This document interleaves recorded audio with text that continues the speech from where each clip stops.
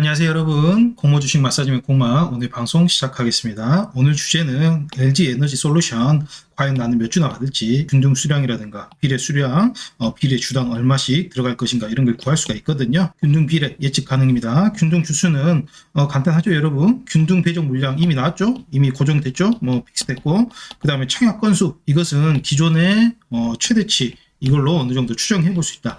청약 건수만 저희가 임의적으로 숫자를 넣으면 이제 균등 주수도 어느 정도 도출되겠죠.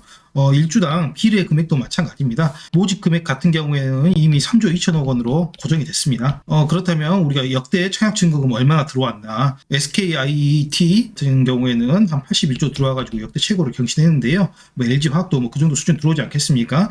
그러면 청약 증거금만 어느 정도 저희가 숫자만 독립변수로 돌릴 경우에 일주 비례 금액 충분히, 나머지 금액은 다 픽스돼 있으니까 구할 수 있는 거겠죠. 이건 디스클레이머입니다 여러분. 특정 종목에 대한 매수 매도 추천이 아니니까요. 참고만 하시길 바라겠습니다. 균등 배정 물량 1062만 5천 주부터 1275만 주까지 배정될 수가 있는데, 저는 일단 최소로 잡았어요. 1062500. 그것을 나누기 하면은 이제 균등 배정 수량이 되죠. 한 500만 주 정도 될 것 같은데, 청약 건수 같은 경우에는 여러분 이것이 굉장히 불확실성이 있다 이렇게 생각하실 수가 있는데, 예상외로 굉장히 간단합니다. 기존에 최대 청약 통장 나왔으면 거기서 플러스 마이너스 해가지고 일정 부분 비슷하게 나오지.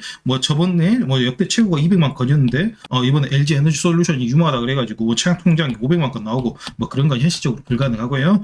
점증법을 해가지고 200만 건 플러스 마이너스 알파 이 정도 수준으로 보시면 되겠습니다. 이제 다만 역대 최고 청약 건수가 450만 건인 SKIET, 이것도 2차 전지 관련주였죠. 근데 얘 같은 경우에는 데이터로 상계에 문제가 있어요. 왜 그러냐면 그 당시에는 중복 청약이 됐거든요. SKIET 같은 경우에도 중고사가 한 6군데 된다고 하면 6군데 모두에게다가 이제 청약을 한번 던져볼 수 있었어요. 그렇기 때문에 중복 청약이 굉장히 많게 됐었죠. 그래가지고 이것은 오버슈팅이 상당히 많이 나왔고, 이것은 데이터로서 사실 의미가 없고요. SKIET 같은 경우에는 사람들이 마지막 중복 청약이라고 하니까 엄청나게 넣어버렸죠. 그 대신 이제 카카오뱅크, 그 이후에 중복 청약이 금지된 이후에 카카오뱅크 같은 경우에는 186만 건이 역대 최고 청약 건수로 나왔어요. 이게 상당히 현실적이죠.